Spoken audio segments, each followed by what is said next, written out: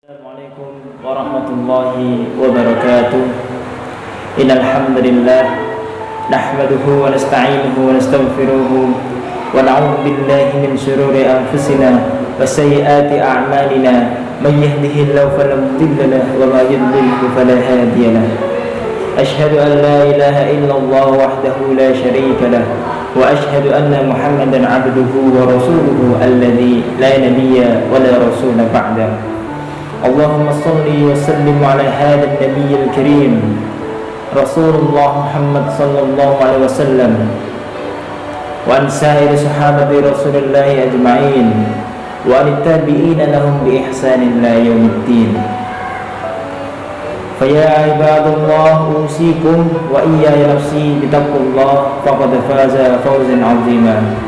Haitsu yaqulu tabaraka wa ta'ala fil Qur'anil Karim أعوذ بالله من الشيطان الرجيم يا أيها الذين آمنوا اتقوا الله حق تقاته ولا تموتن إلا وأنتم مسلمون. وقال الله تعالى أيضا في آية أخرى يا أيها الذين آمنوا اتقوا الله وابتغوا إليه الوسيلة وجاهدوا في سبيله لعلهم تفلحون.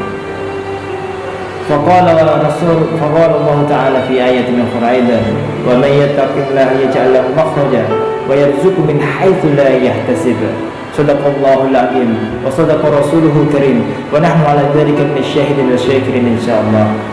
فكان النبي صلى الله عليه وسلم يقول في الحديث اتق الله حيثما كنت وأتبع السيئة الحسنة تمحوها وخالق الناس بخلق حسن. أما بعد. Hadirin yang mudah-mudahan dirahmati Allah Subhanahu wa taala. Alhamdulillahirabbil alamin. Allah Subhanahu wa taala memperkenankan kita, memberikan kesempatan kepada kita sehingga sampai saat ini kita masih diberikan nikmat. Kita masih diberikan nikmat berupa nafas, nikmat kesehatan, nikmat keimanan, kepercayaan kepada Allah Subhanahu wa taala yang semua itu harus kita syukuri menjadi satu, sehingga kita menjadi pribadi yang semakin yakin di hadapan Allah Subhanahu wa taala, sehingga kita menjadi pribadi yang taat kepada Allah Subhanahu wa taala dan mampu menjadi hamba yang kelak memiliki prinsip kembali kepada Allah Subhanahu wa taala dengan keadaan husnul khatimah. Amin Allahumma amin. Dalam firman-Nya Allah berfirman la in syakartum la azidannakum wa la in kafartum inna 'adzabi lasyadid. Manakala seorang hamba bersyukur kepada Allah Subhanahu wa taala, maka Allah Subhanahu wa taala akan memberikan nikmat-nikmat tambahan kepadanya. Dan manakala seorang hamba kufur, berpaling daripada Allah Subhanahu wa taala, maka Allah Subhanahu wa taala menegaskan bahwasanya sekali-kali adabnya Allah Subhanahu wa taala sangatlah pedih.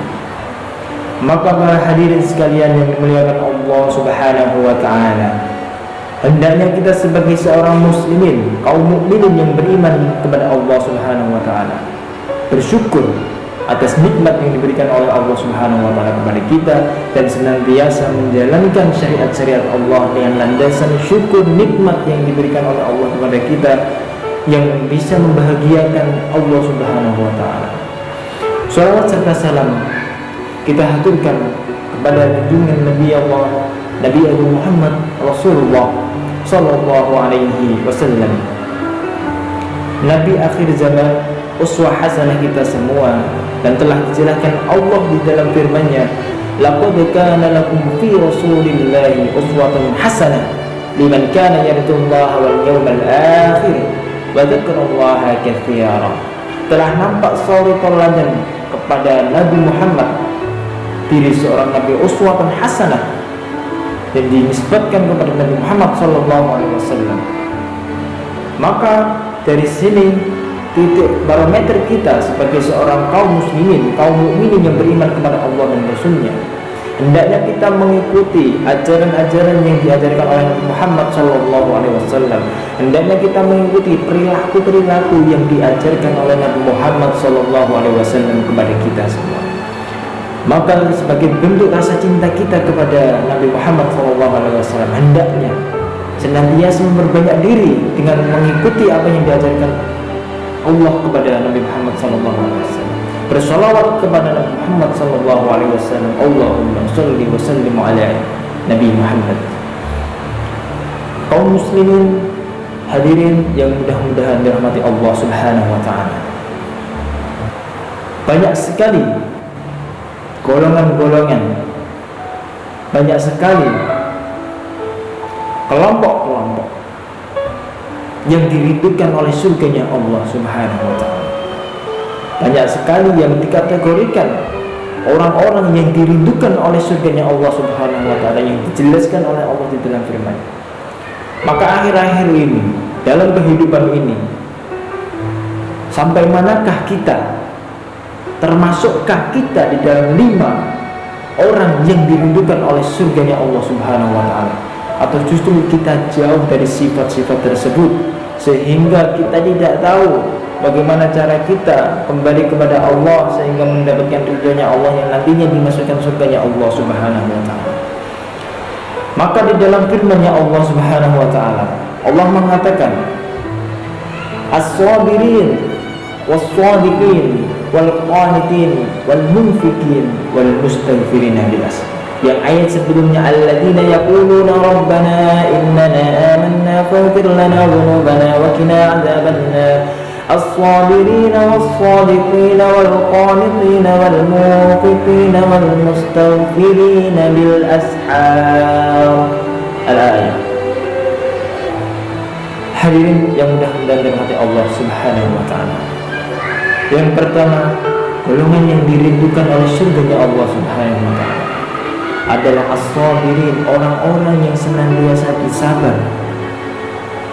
Bersabar dalam ketaatan menghadap Allah Subhanahu wa taala, bersabar ketika ditimpa musibah, bersabar dalam menghadapi ujian yang diberikan oleh Allah Subhanahu wa taala.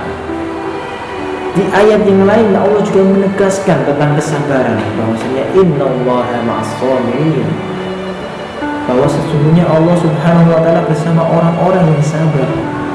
Orang-orang yang senantiasa ketika diuji dia berlapang dada menerima ujian tersebut. Ketika dia diberi musibah, dia berhusnudzon kepada Allah bahwa semata-mata ujian dan musibah tersebut adalah dinisbatkan sebagai peningkatan takwaan kita kepada Allah Subhanahu wa taala, peningkatan ketakwaan kita di hadapan Allah Subhanahu wa taala. Yang patut kita sadari, ada yang namanya sabar dalam ketaatan. Ketika kita melaksanakan sholat, ketika kita menunaikan zakat, ketika kita menunaikan haji, ketika kita menunaikan ibadah-ibadah yang lain, bukankah perlu kesabaran ketika melakukan terus-menerus? Sehingga kesabaran pun ada dalam ketaatan. Tidak hanya kesabaran di dalam sebuah musibah maupun ujian, melainkan dalam ketaatan kepada Allah Subhanahu wa taala harus didasari dengan sifat yang sabar sehingga kita mampu istiqomah di hadapan Allah Subhanahu wa taala. Hadirin as'adakumullah. Yang kemudian banyak sekali kisah-kisah dari orang-orang yang sabar. Banyak sekali contoh public figure yang sabar, dengan kesabaran tersebut mendapatkan sifat atau memberikan efek kepada diri mereka lebih mudah bergaul, lebih bisa menerima dan lebih tenang dalam menghadapi situasi kondisi dunia yang saat ini. Maka di sisi lain kita berusaha dan belajar bagaimana cara kita sabar di hadapan Allah Subhanahu wa taala. Hadirin yang mudah-mudahan dirahmati Allah Subhanahu wa taala. Kemudian sifat yang berikutnya adalah as-sabirin was-shadiqin. Siapa shadiqin tersebut? As-shadiqin adalah orang-orang yang jujur, orang-orang yang senantiasa mengedepankan rasa jujur ketika semua zaman, semua masa mengatakan dusta, namun dia selalu tegak mengatakan kejujuran dan kejujuran di hadapan khalayak yang ada. Telah dicontohkan dalam uswah hasanah kita betapa jujurnya Nabi Muhammad SAW, sehingga diikuti oleh para sahabat-sahabat yang ada. Maka sifat jujur ini akan mendatangkan kepercayaan kepada orang yang lain, akan mendatangkan kepercayaan kepada segenap orang sehingga kita dapat menjadi pribadi yang lebih baik, pribadi yang lebih mudah mengontrol lisan kita. Bukankah Nabi pernah mengatakan, "Man kana yu'minu billahi wal yawmil akhir falyaqul khairan aw liyasmut." Barang siapa yang mengimani Allah dan hari akhir, maka katakanlah yang baik, atau kalau tidak bisa, lebih baik engkau diam. Maka sifat jujur ini adalah sifat yang harus kita tumbuhkan, sehingga perkataan yang kurang baik, termasuk kebohongan, agar kita lawan sedikit demi sedikit, yang menimbulkan sedikit demi sedikit tersebut terwujudlah rasa jujur yang ada di dalam diri kita semua. Dan itu adalah usaha yang harus kita lakukan senantiasa, yang harus kita upgrade setiap harinya. Hadirin yang mudah-mudahan dirahmati Allah Subhanahu wa ta'ala. Kemudian yang selanjutnya, al-qanitin, orang-orang yang adil, pemimpin-pemimpin yang adil, yang bisa menempatkan dirinya. Dalam hadis Nabi Muhammad sallallahu alaihi wasallam, Nabi pernah mengatakan, kullukum ra'in wa kullukum mas'ul an ra'iyati. Setiap dari kita adalah pemimpin dan mesti akan ditanya pertanggungjawaban. Maka adil dalam hadis ini, karena kita adalah seorang pemimpin, kita semuanya adalah pemimpin atas diri kita sendiri, maka kita harus bisa adil. Ketika diri kita sedang ingin istirahat, kita adil dengan mengistirahatkan tersebut. Ketika diri kita butuh olahraga, maka kita berangkat untuk olahraga demi kesehatan yang ada di dalam tubuh kita. Menempatkan makanan yang kurang baik, menjauhkan makanan yang kurang baik, mendekatkan makanan yang menumbuhkan ke dalam kebaikan jismiyah kita. Itulah adil sesungguhnya, menempatkan kepada tempat yang baik. Bukankah kita pernah diajarkan, diberikan wawasan oleh orang-orang tua kita, bahwa memberikan satu uang jajan kepada anak SD adalah perbedaan dengan uang jajan anak SMP. Begitupun setelahnya, SMA, mahasiswa, dan lain sebagainya. Dari sini kita belajar bahwa mereka menempatkan sesuai dengan kebutuhan kita. Begitupun dengan keadilan ini, keadilan kepada diri kita, keadilan pemimpin kepada umatnya, keadilan yang diperuntukkan di hadapan Allah Subhanahu wa ta'ala.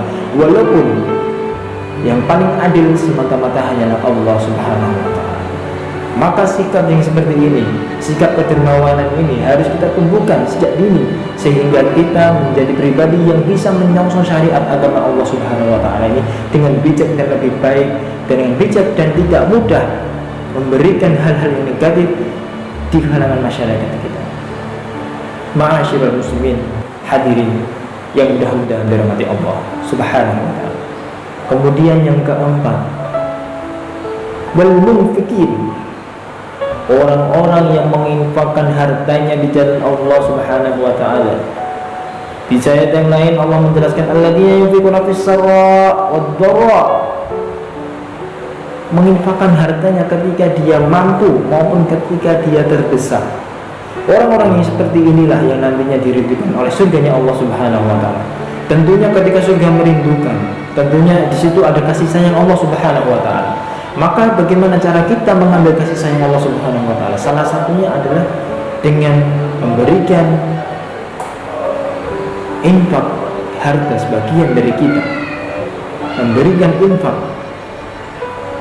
kepada ketika kita lagi sempit maupun ketika kita lagi memiliki apa yang kita miliki, termasuk harta yang kita miliki.